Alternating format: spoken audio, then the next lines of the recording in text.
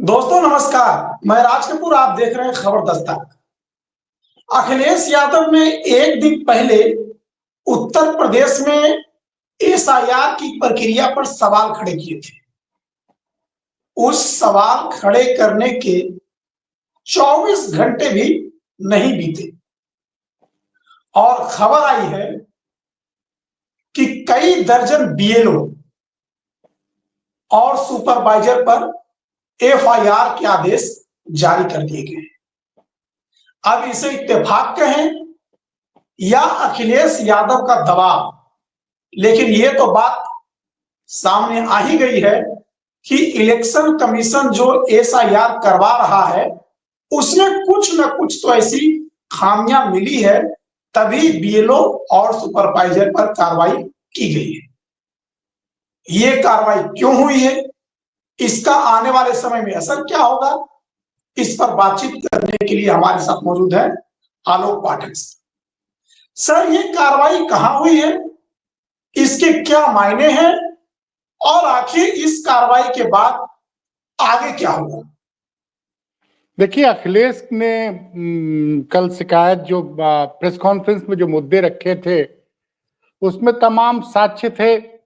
और मैंने भी एक जिक्र किया था कि मैं खुद एक अपार्टमेंट में रहता हूं जहां पे बीएलओ साहब आए और सोसाइटी के सचिव से मिले और घर घर नहीं आए। मैं अपने अपार्टमेंट का जिक्र कर रहा हूं। मैंने बताया था ना कि हमारे यहाँ 13-14 ब्लॉक हैं और अगल बगल भी कई जगहों मैंने पता किया जिस तरह अपार्टमेंट से बीएलओ घर घर नहीं जा रहे हैं। ये कंप्लेन आम थी। आज सुबह आज तक के एक पत्रकार हैं आशुतोष मिश्रा, इलाहाबाद के रहने वाले हैं, नोएडा में रहते हैं, तो उन्होंने भी सब चीजों का जिक्र किया था। तो शाम होते होते जानते हैं क्या हुआ? मैं उसको इन शब्दों में कहूंगा कि अखिलेश के शिकायत के बाद बैकफुट पर आया ज्ञानेश का आयोग। कई दर्जन बीएलओ पर एफआईआर के आदेश हुए हैं।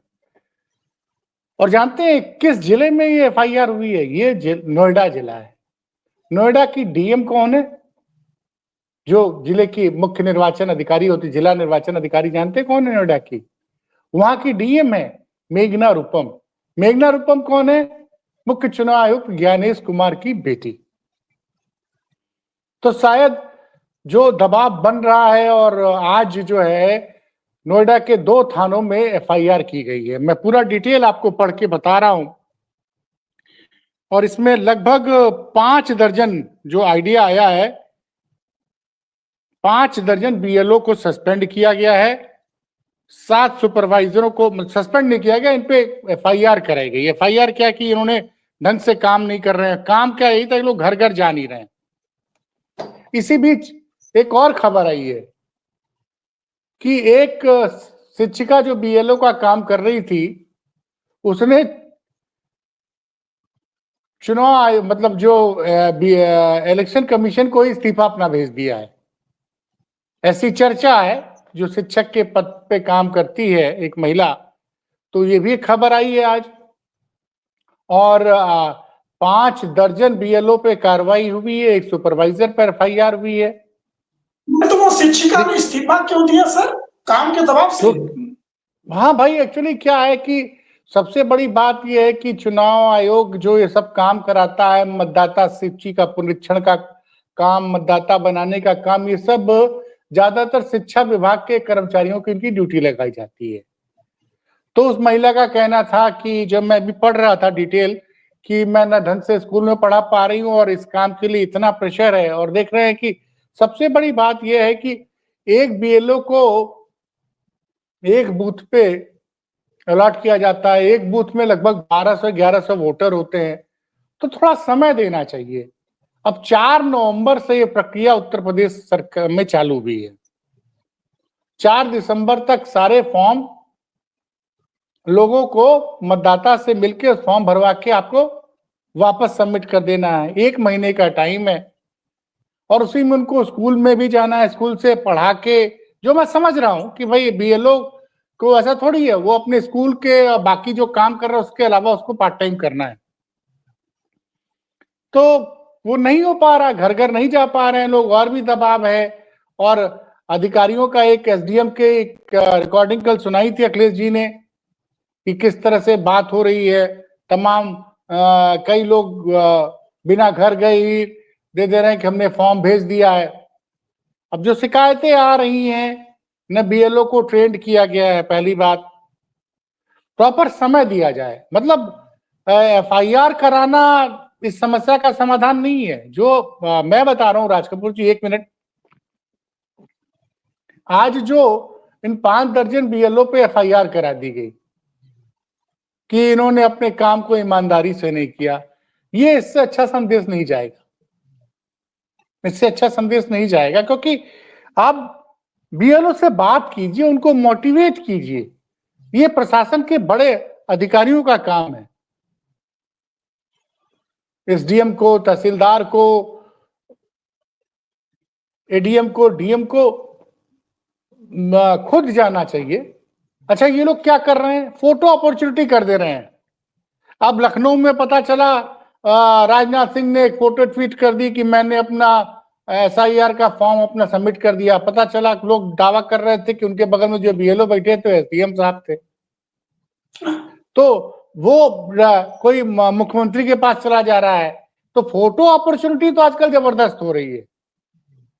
और ये एक पब्लिक मूवमेंट है, इसमें आपको पब्लिक को अवेयरनेस करनी पड़ेगी। देखिए, मैं जो चीजों को समझ पा रहा हूं, इसमें 1 महीने का टाइम बहुत कम दिया गया है। अभी यूपी में चुनाव भी नहीं होने हैं। चुनाव यूपी में होना है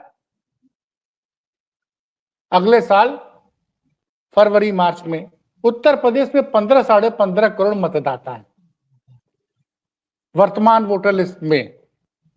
तो आप पहले जो बीएलओ उनको ट्रेंड कीजिए, जहां जहां पे आप छोटे छोटे एजुकेशन वर्कशॉप लगाइए, जो मतदाताओं को बताए कि अगर आपके पास बीएलओ आए तो आपको फॉर्म को कैसे भरना। बहुत लोगों को फॉर्म भरने का भी तरीका नहीं पता है।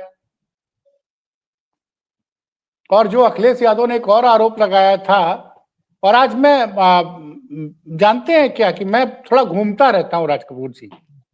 मैं जहां रहता हूं वो शहर का भी हिस्सा है, सुशांत गोल्ड सिटी लखनऊ में शहर का हिस्सा, लेकिन उसके बगल से ग्रामीण एरिया चालू हो जाती है। मतलब मेरे अपार्टमेंट से अगर आप कुछ गांव जो है अभी भी है जहाँ पे गोल्ड सिटी के लिए जमीन एक्वायर की गई है, वो 500 मीटर 600 मीटर दूर पे वहां पे आपको ग्रामीण क्षेत्र मिल जाएगा बीच बीच में। लेकिन अगर मैं 2 किलोमीटर दूर चला जाऊं अपने अपार्टमेंट से, है, तो आपको मुझे ग्रामीण क्षेत्र मिल जाता है। तो मैं फीडबैक लेके आया हूं। अच्छा। बहुत से लोगों को पता ही नहीं है कि फॉर्म आया भी है, भरना भी है। अच्छा, आजकल एक नया तरीका हो गया है। मैंने चूंकि अपना मोबाइल में, चूंकि आजकल जानते इतना दिन भर इतना व्हाट्सएप मैसेज आता, डिलीट कर देने में दिखाता आपको कि हमारे जो सोसाइटी के व्हाट्सएप ग्रुप में वो बीएलओ साहब ने व्हाट्सएप पे भेज दिया फॉर्म, और हमने डिलीट कर दिया क्योंकि बहुत से मैसेज आते हैं, आदमी डिलीट कर देता है। और कागज पे तो ये कहा गया था ना कि बीएलओ घर घर जाएगा, घंटी बजाएगा, और यही चीज आशुतोष मिश्रा ने आज सुबह ट्वीट कर दी थी, आज तक के जो एडिटर है। उसके बाद अब मेघना रूपम जी को लगा होगा कि बात नोएडा का उठ रहा है, और कहीं ना कहीं देखिए सिर्फ नोएडा के डीएम ने क्यों कार्रवाई की, क्योंकि हो क्या रहा है, क्योंकि आजकल एक प्रचलन हो गया है कि ज्ञानेश कुमार को दोषी बना दिया जा रहा है। ज्ञानेश कुमार तो नहीं जाएंगे घर घर ना, ज्ञानेश कुमार मॉनिटर कर सकते हैं। तो ये जो गवर्नमेंट की मशीनरी है, अच्छा ये राजनाथ सिंह खुद लखनऊ के सांसद हैं, उनको बोलना चाहिए। उत्तर प्रदेश में लखनऊ में उनके मतलब 8 विधानसभा है लखनऊ में। तो सभी पॉलिटिकल पार्टी को पहले तो मतदाताओं को इस तरह से जागरूक कीजिए कि सर का पूरा प्रोसेस क्या है। और आज जब मीडिया में हल्ला मचा, कल अखिलेश यादव ने प्रेस कॉन्फ्रेंस की, और आज जानते हैं आज तक ने स्टोरी की है, आज जगह है आज तक। अच्छा अच्छा। अखिलेश यादव ने कल चर्चा की थी, अब आज जगे हैं लोग। कल बकायदे प्रेस कॉन्फ्रेंस में उन लोगों ने तथ्यों के साथ बात रखी थी। और 15 करोड़ 40 लाख 50 लाख मतदाता है साहब, और इसका मतलब आपको 3-4 करोड़ घरों में जाना, एक घर में मान लीजिए 4 या 5 के एवरेज मान लेते हैं। और ऐसा नहीं है जैसे हमारे यहाँ तो अपार्टमेंट है, चलो एक अपार्टमेंट में 13 ब्लॉक में घूम गए, मिल गए उनको 800-900 वोटर। लेकिन हर जगह तो ऐसा नहीं है। ग्रामीण क्षेत्रों में कुछ लोग इधर रहते हैं, कुछ लोग 2 किलोमीटर दूर रहते हैं। और ये शादी ब्याह का सेशन है, शादी ब्याह का चल रहा है, तो हर संडे संडे एक जागरूकता अभियान चलाया जाए। तो ये जागरूकता अभियान कौन चलाएगा सर? ये तो इलेक्शन कमीशन को ही चलाना पड़ेगा ना? नहीं, इलेक्शन कमीशन को तो चलाना पड़ेगा, लेकिन वो राज्य सरकार को, स्टेट इलेक्शन कमीशन को बोले वो।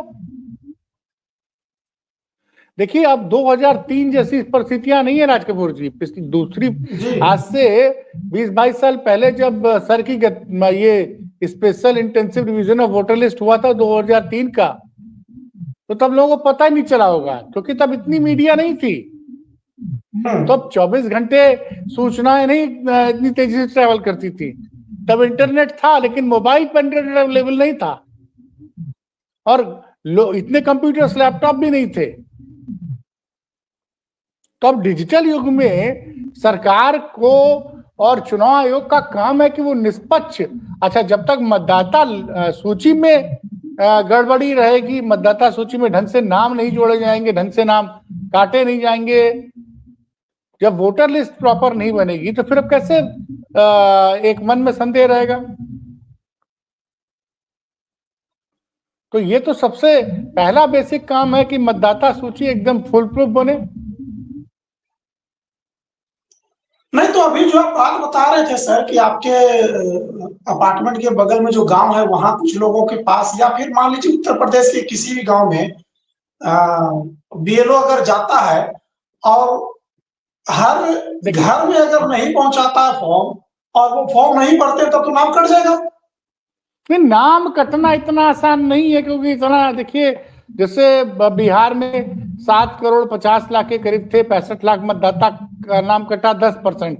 तो ये मान के चलते हैं कि 2003 में लिस्ट बनी थी, 2025 में तो कई लोग तो उसमें जिंदा नहीं होंगे। जैसे मान लीजिए 2003 के वक्त मैं बात करूं तो मेरे पिताजी जिंदा थे, मेरे माताजी जिंदा थी, मेरे चाचा 2 चाचा जिंदा थे, एक चाची। अब उसके बाद 2013 के 3 के बाद मैं कैलकुलेट करता हूं तो मेरे घर में मेरे पिताजी माताजी दोनों नहीं रहे, मेरे 2 चाचा नहीं रहे, एक चाची नहीं रहे, तो 5 लोग तो ऐसे ही कम हो गए। तो मैं अपने घर की बात बता रहा हूं, तो हर घर में भाई 20 साल में कुछ लोग तो नहीं रहेंगे ना। लेकिन ये भी सच है कि उसी दौरान मेरा बेटा 18 साल का हुआ, मेरी बेटी 18 साल की हुई, वो वोटर बनी। आप समझ रहे हैं बिहार में प्रॉब्लम क्या आई है? 65 लाख वोटरों का नाम कटा, नए मतदाता कितने जुड़े? 21 लाख। अब उसमें यह भी हो सकता है जैसे मेरी बेटी अब पुणे में रहती है या बाहर रहती है, तो चलो भाई उसका नाम अब यहां से कटेगा, पुणे में जुड़ेगा।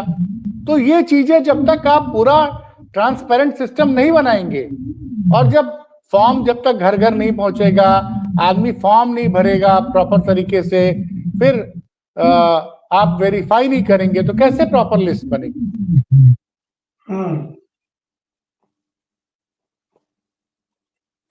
तो ये जो एफआईआर की गई है सर नोएडा में 60 बीएलओ पे और 7 सुपरवाइजर पे, तो ये किसी न किसी तरह की खामियां पकड़ी होगी डीएम ने।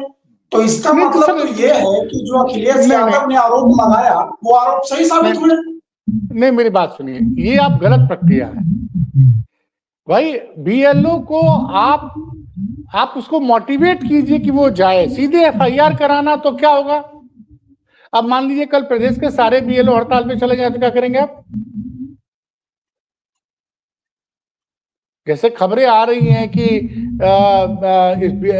एसआईआर की प्रक्रिया को लेके बीएलओ में बड़ी नाराजगी है, खबरें मीडिया में आ रही हैं।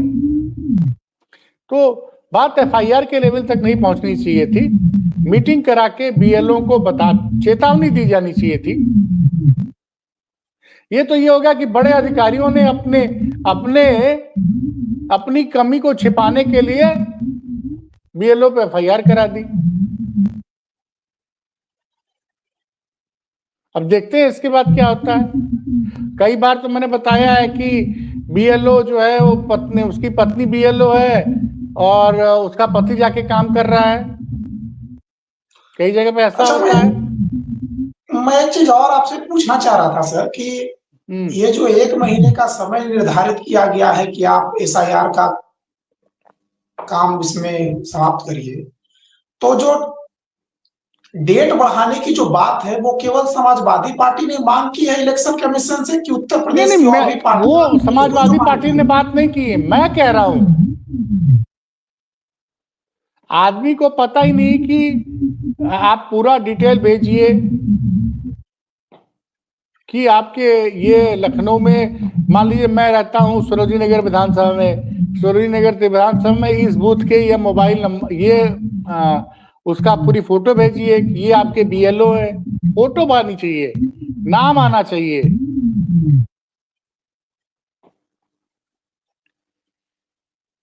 तो ये तो जब तक आप बीएलओ पे एफआईआर करा देंगे तो इनके ऊपर जो मॉनिटर कर रहे थे वो क्या कर रहे थे? सुपरवाइजर, 7 सुपरवाइजर, ठीक है, 7 सुपरवाइजर पे एफआईआर होगी, 60 बीएलओ पे। इन सुपरवाइजर को कौन मॉनिटर कर रहा था? तो ये तो एक जिले की बात है सर, नोएडा जिले की बात है। उत्तर प्रदेश में तो 80 जिले हैं, तो आने वाले समय में अगर यही स्थिति रही तब तो फिर एसआईआर की प्रक्रिया हो सकती है। नहीं, ये देखिए अभी सवाल उठ रहे हैं क्योंकि मैंने कहा कि ये डिजिटल दौर है, ये 2003 की तरह नहीं है। जब आप बहुत छोटे रहे होंगे, 1997-98 में, नहीं 1994-95 में शुरू हुआ था कि फोटो वोटर आईडी कार्ड बनना शुरू हुआ था। अच्छा। तो उसमें मुझे याद है कि तब हम लोग बनारस में रहा करते थे, तो वीडियो कैमरे से और उससे स्टिल कैमरे से फोटो खींची जाती थी। हमारे बड़े स्कूल्स में कैंप लगते थे संडे को, और लोगों को घर घर से बुलाया जाता था, लोग जाते थे, फोटो खिंचाते थे और वो वोटर आईडी कार्ड बनना शुरू हुआ था। अच्छा। तो उस तरह की अवेयरनेस की जरूरत है, और एक बार जब ये पूरी लिस्ट आ जाएगी। अच्छा, दूसरी बात यह है कि 2003 की वोटर लिस्ट भी डिजिटली अवेलेबल कराई जाए। अभी तक अवेलेबल नहीं है। अब मैं कैसे बताऊं, मेरे माता पिता तो बनारस से लखनऊ आए थे, अब वो मेरे बड़े भाई के साथ रहते, तो मुझे पता ही नहीं कि वो उनका नाम लखनऊ में वोटर लिस्ट में कब जुड़ा था। क्योंकि मैं जो याद कर पा रहा हूं, मेरे भाई साहब का मकान बन के तैयार हुआ 2005 में। उसके पहले मेरे माता पिताजी रिटायरमेंट के बाद पिताजी हमारे चले गए थे फैजाबाद, मेरे भाई साहब वहीं पोस्टेड थे, मैं तो बनारस में ही था। तो ये अब इस तरह के कई लोग होंगे ना, जैसे आप ही हैं। आप कब आए दिल्ली? मैं आया 2015। तो आपका नाम कहाँ है वोटर लिस्ट में? मेरा तो अभी गांव में ही है सर, मैं यहाँ भी वोट नहीं डाला दिल्ली में कई बार। अच्छा, तो ठीक है। अब तो ठीक है, फिर आपके माता पिता भी वही है, आप लोग वोटर लिस्ट में वही नाम है। लेकिन बहुत से लोग ऐसे हैं ना, तो ये जब पूरा, और जब डाटा कलेक्शन ईमानदारी से नहीं होगा, मेरी बात समझिए, तो वोटर लिस्ट ईमानदारी से नहीं बन पाएगी, तब आप विपक्ष के सवालों का जवाब नहीं दे पाएंगे। कहीं ना कहीं लोग, कहीं ना कहीं देखिए, आम आदमी के मन में संदेह हो रहा है, लगातार चुनाव आयोग निशाने पे आ रहा है, और तो चुनाव आयोग को इस काम को बहुत ही गंभीरता से लेना चाहिए। और डीएम साहब जो जिला निर्वाचन अधिकारी होते हैं, उनकी जिम्मेदारी बनती है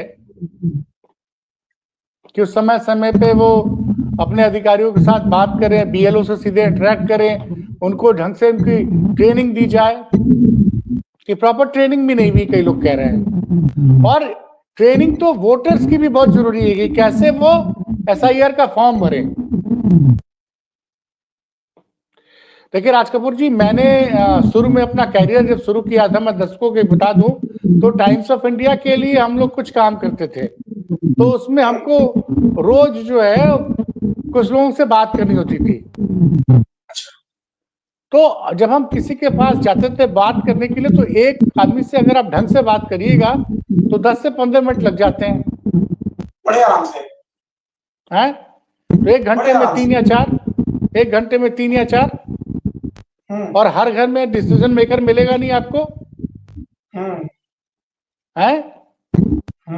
भाई आजकल कई जगह हस्बैंड वाइफ दोनों काम करते हैं।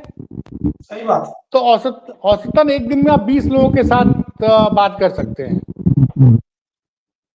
20 घरों को विजिट कर सकते हैं, इससे ज्यादा नहीं। तो 20 का एवरेज मानेंगे तो 1200 घरों को कवर करने के लिए तो 60 दिन चाहिए होगा। 60 दिन चाहिए और समय है 30 दिन का। क्योंकि सिर्फ फॉर्म देना ही नहीं है ना, फॉर्म देकर आपको समझाना कि फॉर्म को भरना कैसे है।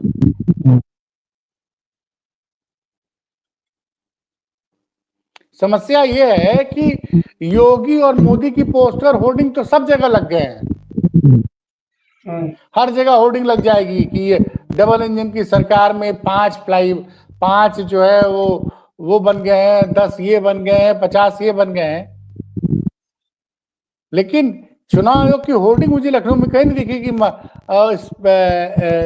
ये वोटर रिवीजन का काम चल रहा है और इसमें ये करना है। कितने अखबारों में विज्ञापन आ रहा है। और आजकल तो सरकारी जो चुनाव आयोग को तो इसका भी सहारा लेना चाहिए, फेसबुक व्हाट्सएप पे बकायदे ऐड आना चाहिए,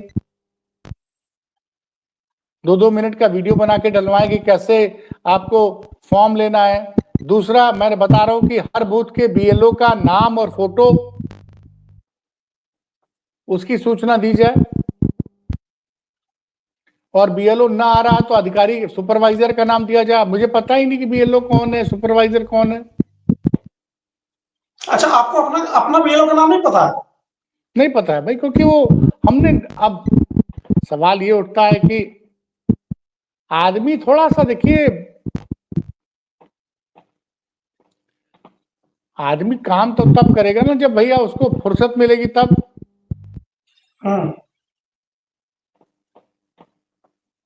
तो ये जो सरकार की तरफ से किया गया कि बीएलओ के खिलाफ एफआईआर करा दो साहब, सुपरवाइजर के, ये गलत किया है। नहीं तो सर, एक चीज और मैं समझना चाहता हूँ कि अभी चूंकि उत्तर प्रदेश में विधानसभा चुनाव होने में 14 महीने का वक्त है, तो आखिर इलेक्शन कमीशन को एसआईआर कराने की इतनी जल्दीबाजी क्यों है? चुनाव में अभी नहीं 14 महीने, माफ कीजिए, नहीं, ये टाइमिंग तो सही है राज कपूर जी, क्योंकि बिहार में बहुत लेट प्रक्रिया शुरू हुई है, ये ठीक है, लेकिन उसको थोड़ा समय दे, पब्लिक को एजुकेट करे, बीएलओ को एजुकेट करे। 4 तारीख से शुरू हुआ है, तो बीएलओ के बारे में जो कंप्लेन आ रही है तो उसके बारे में डीएम एसडीएम सुने ध्यान से, उस पर कार्रवाई करे, उनका दर्द समझे। जैसे ये जो घटना आई है, जिस महिला शिक्षक ने अपना इस्तीफा ही भेज दिया है जिला निर्वाचन अधिकारी को, मैं आपको, कहाँ की घटना है सर? मैं बता रहा हूं आपको, यूपी की है, वो प्राइमरी स्कूल में टीचर है शायद। उसने कहा कि ना मैं ढंग से पढ़ा पा रही हूँ, ना ढंग से ये काम कर दूं। सही बात है, जब बच्चों को पढ़ाने में उनका समय चला जाएगा तो ये तो बात तार्किक है कि स्कूल के। अच्छा, वो बीएलओ बनना भी नहीं चाहती थी। हाँ सुनिए, अच्छा, ये पूरी खबर आ गई,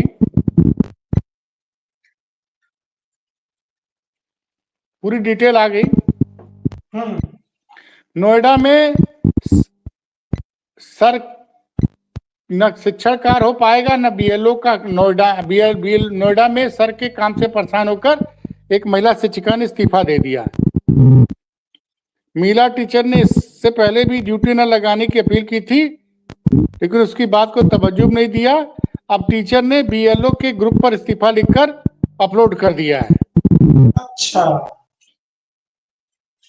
पूरा डिटेल है कि मामला नोएडा के सेक्टर 34 स्थित मेझा के उच्च प्राइमरी स्कूल का है।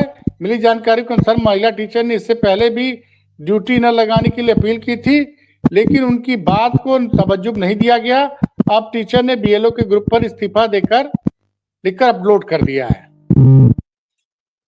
वो महिला थायराइड की बीमारी से जूझ रही है टीचर, तो बात सही है। पिंकी सिंह नाम बताया जा रहा है। देखिए, कई चीजें ऐसी होती है कि कई महिलाएं शहर में रहती हैं, उनका स्कूल जो है वो उनके आवास से 30 किलोमीटर 40 किलोमीटर दूर है, तो सुबह गई और पढ़ा के चली आई। अब उनको बूथ कहाँ का अलॉट हुआ है ये तो पता नहीं है। तो प्रैक्टिकल प्रॉब्लम है, बीमारियां भी होती हैं भाई, किसी को थायराइड है, किसी को शुगर है, किसी का छोटा बच्चा है। तो और ये जो तो ड्यूटी लगाने के पहले भी अधिकारी देखते नहीं है कि किसकी ड्यूटी लगानी है। अब इस महिला की मैं पढ़ रहा था अभी, तो मुझे लगा कि भाई महिला की बात तो सही थी, थायराइड की बीमारी है और लिख के दिया था कि मुझे बीएलओ की ड्यूटी से मुझे मुक्त रखा जाए, उसके बाद भी ड्यूटी लगा दी गई। तो कुल मिला जुला के सरकार को और उत्तर प्रदेश के चुनाव आयोग को, राज्य का जो चुनाव आयोग है उसको मामले की गंभीरता को समझना चाहिए। बीएलओ पे एफआईआर कराना ये कोई समस्या का समाधान नहीं है। चलिए, तो फिलहाल तो यही लग रहा है सर कि अखिलेश यादव ने जो पीसी की थी और उसमें जो आरोप लगाए थे उसके बाद ज्ञानेश कुमार मैं आपसे कह रहा हूं ना, मैं बता रहा हूं ना आपको, इसको कम शब्दों में यही समझा जाए कि अखिलेश की शिकायत के बाद बैकफुट पर आ गया ज्ञानेश का आयोग, कई दर्जन बीएलओ पर एफआईआर के आदेश। ऐसा मैं इसलिए कह रहा हूं कि नोएडा की डीएम महोदया ज्ञानेश कुमार की बेटी हैं, वहां पे बड़ी शिकायत थी, और वहीं जबकि शिकायत हर जिले से आ रही है, लेकिन आपको नोएडा के डीएम की तारीफ करनी पड़ेगी। लेकिन फिर भी मेरा मानना है कि इतनी बड़ी कार्रवाई बीएलओ पे नहीं होनी चाहिए थी। आपको उन्हीं को काम करना है, उन्हीं से काम करवाना है। थोड़ा बीएलए की भी परेशानी समझिए, थोड़ा जनता की भी दुख दर्द समझिए कि भाई आप फॉर्म उन तक पहुंचवाइए, थोड़ा समय सीमा बढ़ाइए। चलिए देखते हैं सर आगे क्या होता है, और इससे जुड़ी खबर कोई भी आती है तो हम उसको तुरंत लेकर जनता के सामने आते हैं। तब तक के लिए हमें इजाजत दीजिए। नमस्कार।